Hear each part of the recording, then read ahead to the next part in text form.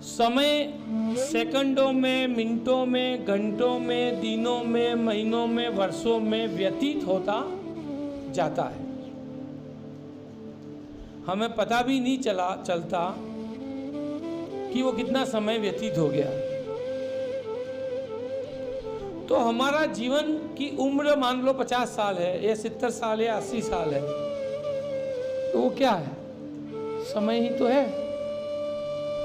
अब वो 70 साल की यदि हमारी उम्र है और उस उम्र का पार्ट यदि व्यतीत होता जाता है, तो हमें हमारे जीवन में जो जो कार्य करने हैं, जिन हमने जो परिकल्पना की है, उन चीज़ों तक हमें पहुंचना है, उसके लिए हमें क्या करना पड़ेगा? उस समय का सदुपयोग करना पड़ेगा।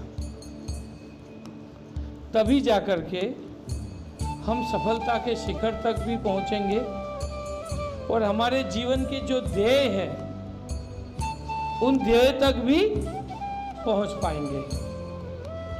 यदि हम समय को व्यर्थ में गवा देते हैं, खो देते हैं, समय व्यतीत हो जाता है, तो क्या होगा? हम हमारे जीवन के लक्ष्य तक नहीं पहुंच पाएंगे।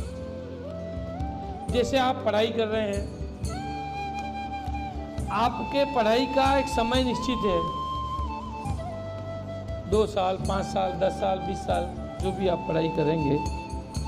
अब उन 20 सालों में, उन 10 सालों में, उन 15 सालों में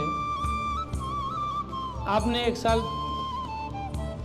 व्यतीत कर लिया, आप परीक्षा में पास नहीं हुए, उस 1 साल में आपने टाइम पे पढ़ाई नहीं की, आपका समय खेलों में ही व्यतीत हो गया, मनोरंजन में ही व्यतीत हो गया और आप फेल हो गए,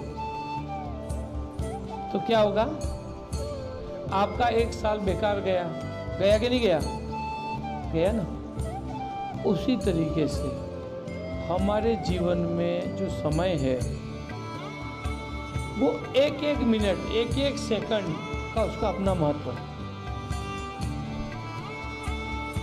हमारा जो जो समय बीतता जा रहा है, उसी तरीके से हमारी आयु भी व्यतीत होती जा रही है।